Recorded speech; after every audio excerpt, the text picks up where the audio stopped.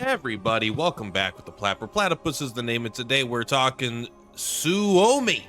This is going to be the launch character of Girls Frontline 2, which seems like a dream come true, honestly. This seems like the perfect launch character for a lot of reasons we'll get into, but they are going to be live from December 3rd when the game launches up through December 5th. So what is that? How many days is that? All right, don't even try to it's 3 weeks, so that's actually a pretty long banner. I'm wondering if characters are going to be every 3-week banners, or if this is like a launch special and they'll launch a second banner after 2 weeks, because typically in gachas 2 weeks is about where you're at. However, when you're doing 3D models, it probably takes more time to make them, but they also already have all the, it doesn't matter. Point is, we're talking about Suomi. So this is a support character, and so I don't have access to the game, right? So I'm not gonna be able to give you detailed insight like I will in the future, but I got some information here. But basically, we're gonna go through her skill set, and then we're gonna go check where she's at on a tier list, and we're gonna go check someone that might know a little bit more than I do. Actually, first, let's just note that the reason why this is so exciting is that Loot and Waifus has her at tier 0, and is this the best tier list? I don't know. Loot and Waifus had a pretty good tier list for sort of Convallaria, but also my understanding from talking to people in the game that this is like a dream come true launch character, that she continues to be one of the best support characters in the entire game.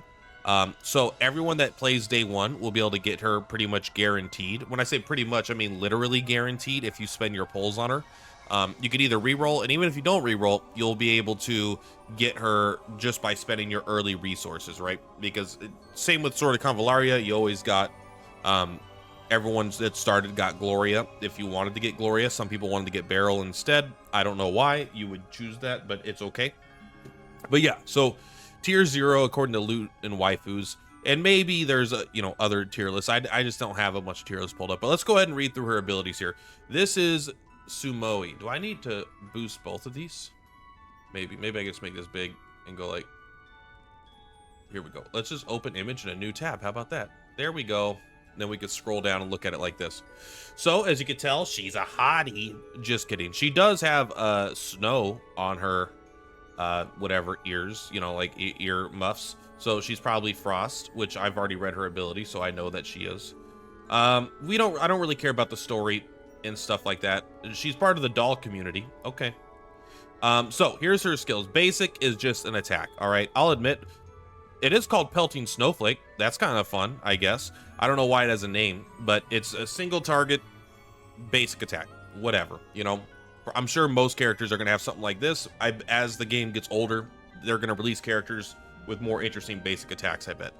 Winter's Wrath deals freeze damage. So already in the very first 3 words there, when it deals freeze damage, I'm not sure if this is going to cause status ailments or if this is purely designed to exploit weaknesses, basically.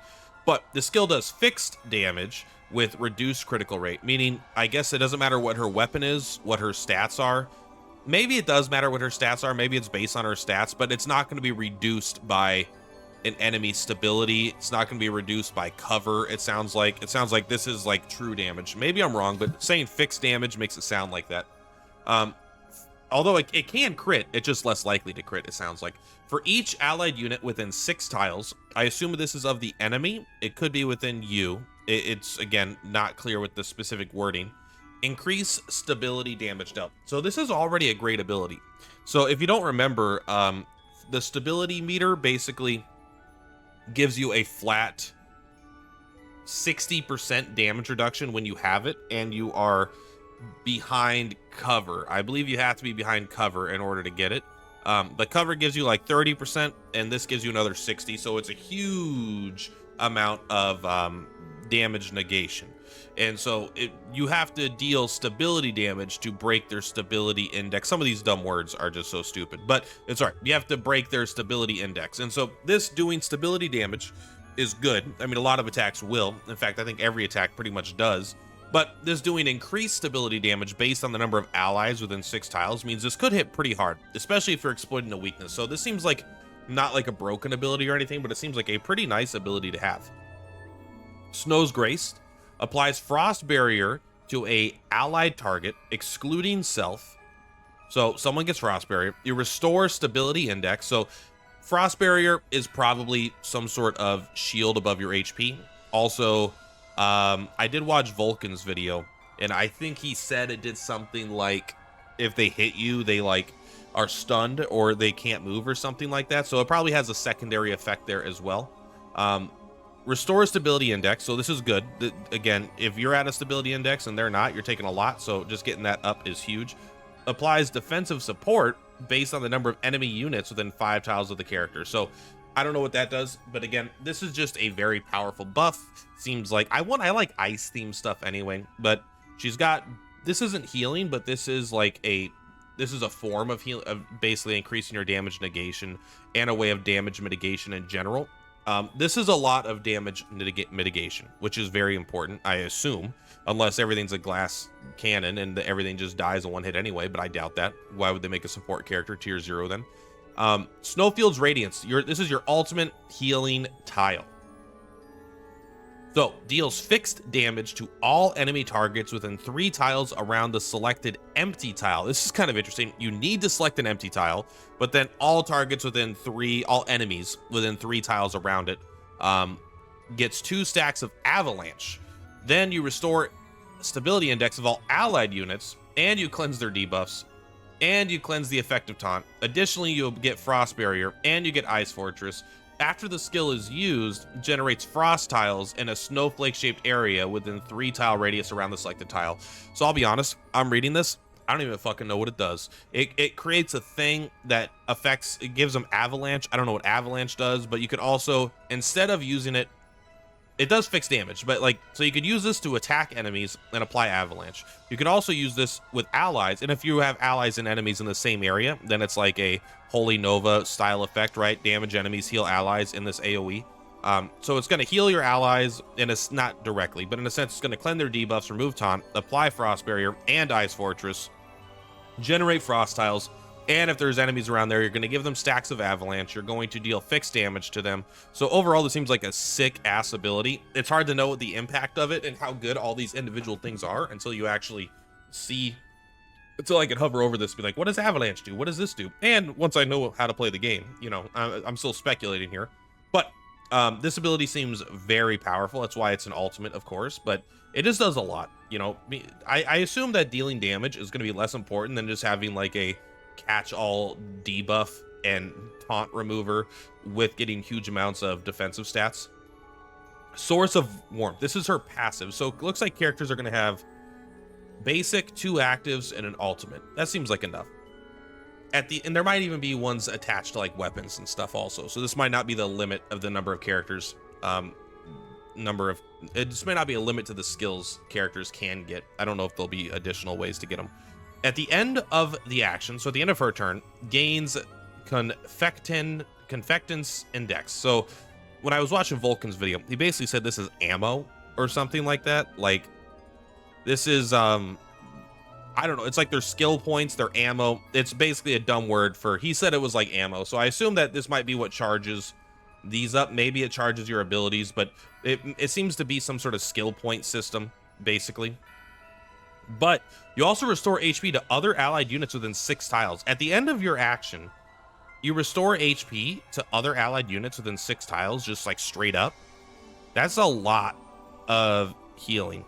If the target's HP is below 50%, they get healed even more. This might be like a max version of it. Like, you might need to take some of this text off for like a 1-star version versus a 5-star or something. When allied units, excluding self, use basic attacks, or so it doesn't count yourself, or skills, you apply Avalanche to a random enemy target within 6 tiles of herself. So if there's only a boss, that it will be the target. I don't know what Avalanche does. The fact that they can attack a target and she'll do Avalanche on a different target, anything randomly within 6 tiles. It doesn't seem to matter. So if you have an ally that's 10 tiles away from you, attacking something else that's another 10 tiles away from you, it doesn't seem to matter. She will give Avalanche to a random enemy within 6 tiles of herself. That's the way I'm reading this here. So enemies will be getting Avalanche anytime your allies are doing anything, which sounds, I don't know what Avalanche does. It could say the enemy has an increasingly visual effect of snow. I doubt it's that, so I'm sure it's pretty good, but it would be funny if it just was a visual effect. When an enemy unit within range takes targeted damage from an allied unit, prioritizes using support action once. So this is probably what we read yesterday when we were doing the other video, was something like you can like counterattack to help an ally, right? So when an enemy unit within range takes targeted damage from an allied unit. So that means when your ally attacks, you will also attack afterwards to kind of follow up with them. That's what it sounds like. You also apply critical damage only once though, not like every single time. Applies critical damage up 1 to the allied unit. If your HP is above 80%, you gain the Sleet Drift Sprint. So this just seems like there's just so much within these last two abilities here, but also this one seems great and this one seems great. So I understand. Okay, I don't understand why she's tier 0, but I can feel why she's tier 0, but we're still not done. So characters also have these kinds of modifiers. Where did I put it? Over here, maybe? Open link in new tab. So they have like these modifiers that are, I don't know if they can equip 2 of these, 3 of these, 1 of these, but they will modify your abilities in some way, and you can't use them all is my understanding. So let's take a look here. After using an active skill, Winter's Wrath, if the target is in stability break, you restore of your own stability. So basically, if you use this, which is a stability breaking style ability, and you actually break them with it, then you will recover your own stability. That's kind of cool, but that seems a little like tanky for something that doesn't matter. So this is probably not what I would use, but I do like Winter's Wrath, so it's kind of fun to buff the abilities you like. Gain 3 points of the ammo stuff at the start of battle. This is probably super important. Honestly, a lot of times in games like this, tempo is big, especially in like a PvP setting. You want to have tempo. There are times in like boss fights, tempo is less important than scaling. So maybe you would want something that just lets you deal more damage and heal stronger, or generate more resources over the course of a fight. But a lot of times having all access to more stuff on turn 1 is very, very important. When using the active skill, Snow's Grace, if the target's HP is below 80%, you gain 1 point of your ammo back. So this probably, I don't know if this the Snow's Grace is going to consume ammo or not, but if it does, then this will kind of give you a point back. This seems pretty good. Although it's more of a shielding thing, it seems like, and they want you to use it on lower HP allies. Maybe it's a little narrow, but it seems pretty good. Recovering this, again, 3 points at the start of battle, or being able to get 1 point multiple times. It will really depend on the length of the fight, right? Fixed key, move swiftly. At the start of the turn, for each allied unit, excluding yourself, whose HP is below 80%, increase her mobility by a tile. That's pretty fun. So because again, there's no range on this. So if you have if all your allies are at 50% HP, I don't know, if you have 4 others, you just can move 4 more tiles. Seems pretty damn good. Mobility is usually really good in games like this, but I don't know if it's like super vital on her, but maybe I'm wrong. Fixed key, Indomitable Will. When inflicted, I love this one. I remember reading this one. When inflicted with stun, taunt, or paralysis, immediately cleanse it and become immune to stun, taunt, and paralysis for a turn. Simultaneously gains Frost Barrier for 3 turns. Frost Barrier absorbs damage equal to 60% of your base attack, up to a maximum of 100% of your maximum HP. So the first time you get stunned, taunt, or paralyzed in a combat, you just cleanse it, you become immune to it, you get Frost Barrier. I love this kind of stuff. This seems really good.